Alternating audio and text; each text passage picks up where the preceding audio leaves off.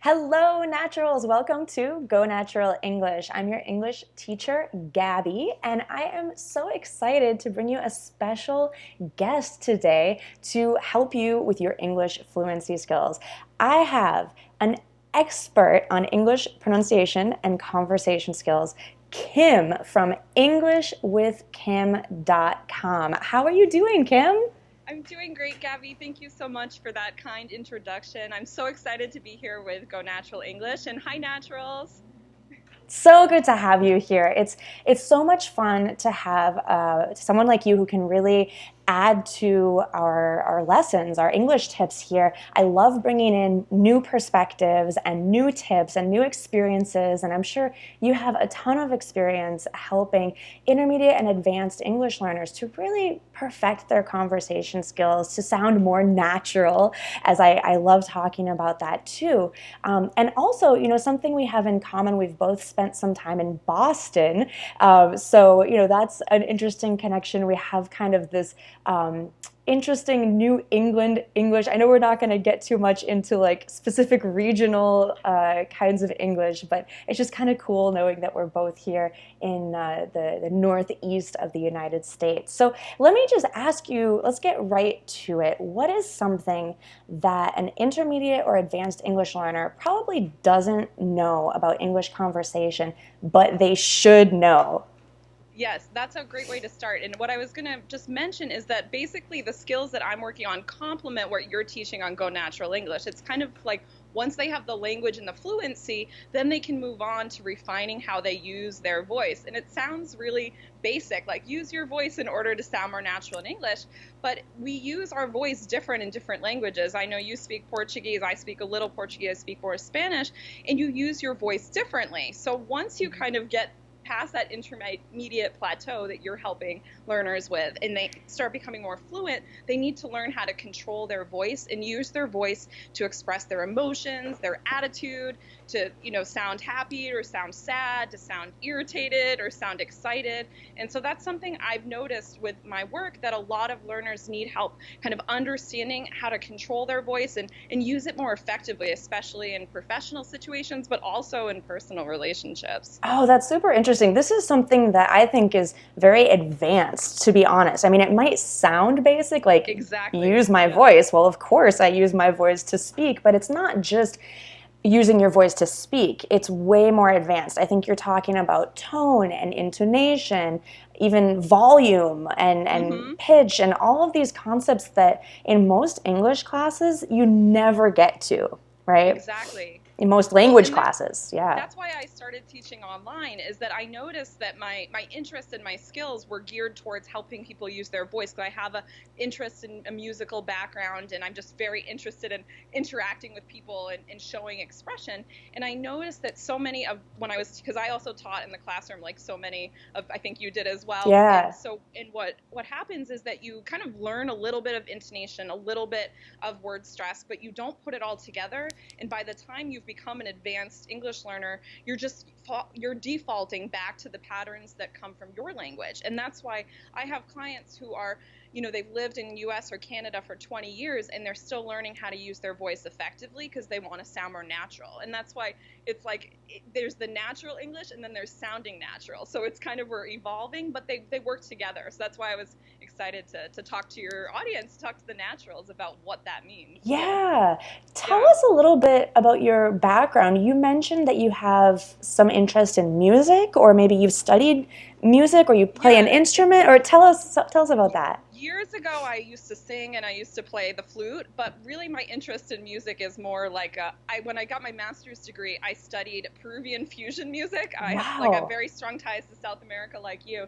And so I really, and I'm also an auditory learner. So I start noticing when people don't sound natural with their speech. It's Hmm. kind of funny because in Spanish I need work on my pronunciation, so don't feel bad. It happens to us too. Even when you're fluent in a language, you still need that work and that push, but that's why you Yeah. can evolve. So that's where my background comes from, is that interest in music and music as the way that people express themselves. So it's kind of the cultural aspect of music. Very interesting. So I think Yeah, it would be really helpful if we could share some examples of perfect. maybe something that you notice a lot of your English learners doing incorrectly, like if we could share an example of something that just doesn't sound really natural, and then maybe a few examples of how to fix that or how to do better with that, that using your voice in the way that we're trying to help English learners to sound more natural.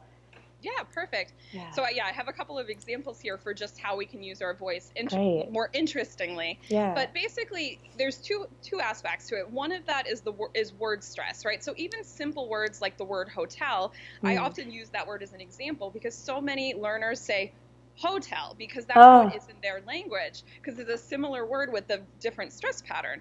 So when you're starting to learn stress in English, you need to make sure that you're saying hotel with the stress on the second syllable. But so many people get the longer right? So they say hotel, but they forget the louder or they forget the higher in pitch. And even men can get the pitch a little higher in order to make that sound more natural. So that's something that people miss a lot of times when they're not focused on word stress, and every word has a stress pattern you can practice. And we could talk for hours about that, so I don't want to get too into that today. But let's look at simple words, like simple expressions like how are you, right? There are so many different ways to say how are you to express different ideas, right? How are you is stressing you. How are you? Yeah. How are you? Right? You can express a lot of things using your intonation, but the stress is the kind of foundation, and then the intonation, by stressing different parts of that sentence, it has different meaning. Do you have any ideas on how are you, even as yeah, I think it's interesting. Okay, so you started to show different stresses and different ways of saying how are you. So you said, how are you? To me, that means that you're really concerned and you're really interested in how I really am feeling. Like maybe we're old friends and you're like, Gabby, you seem different. How are you? Really, how are you? So there's a different meaning there, right? And then I said, how are you? It's kind of like we know each other, right? I wouldn't really say that the first time that we are meeting. I would just say, how are you? Like very... But what happens if you don't like someone? If I don't like someone, I would probably say, how are you? Like very, very flat. Like I don't really want to know. So think about that. That's a lot of the challenge for non-native speakers is that flat intonation. And so that's why we wanted to talk to your audience about this, is that the flat intonation is common in some languages. So that's where people sound like they have a monotone or robotic, but it can sound irritated or annoyed, right? Absolutely. You did that naturally because you're a native English speaker. But non-native speakers have to learn how to not sound annoyed or harsh or angry. They have to kind of lighten their tone, even men and women. Right, because if you said, Gabby, how are you? I would think, oh, Kim doesn't like me, right? And you don't want me to think that. You know, for English learners, it is so important to put some feelings, some stress, some intonation into your words so that people think that you like them, right? Exactly. So I have another example. Let's look at the word really. Oh, yes. Great There are example. different ways, right? So I used to teach my students in the classroom, really? To show like, wow, surprise. Yeah. But you can also show irritation. Really? Really? There's so much you can do with this one word by changing your intonation. Can you think of any other examples? Really? Like when you're affirming some information, like, yes, really, I swear, really. Exactly. Yeah. And then something like, what was that? Right? Which is common to clarify your ideas. How can you use that? Well, you could say, what was that? Very dramatic. Or what was that? Or what was that? There's a lot of different ways you could, what was that? You could emphasize any of the words, but you have a slightly different feeling, right?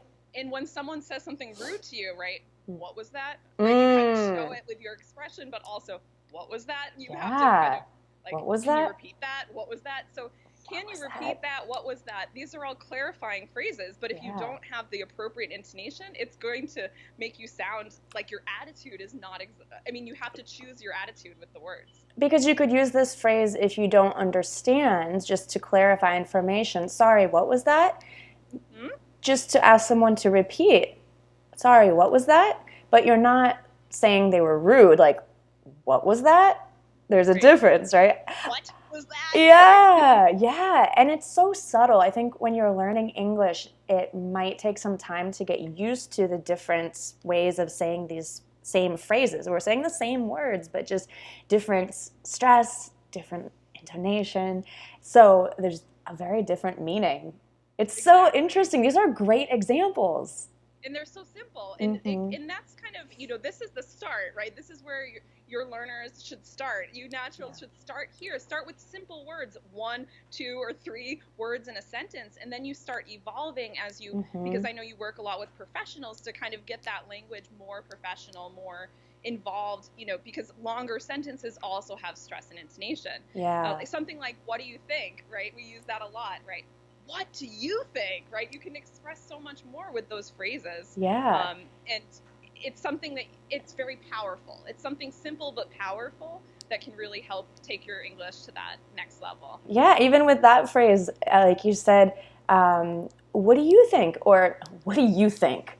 Right? What do you think? Like kind of sarcastic, right? Like, come on, Mm-hmm. what do you think?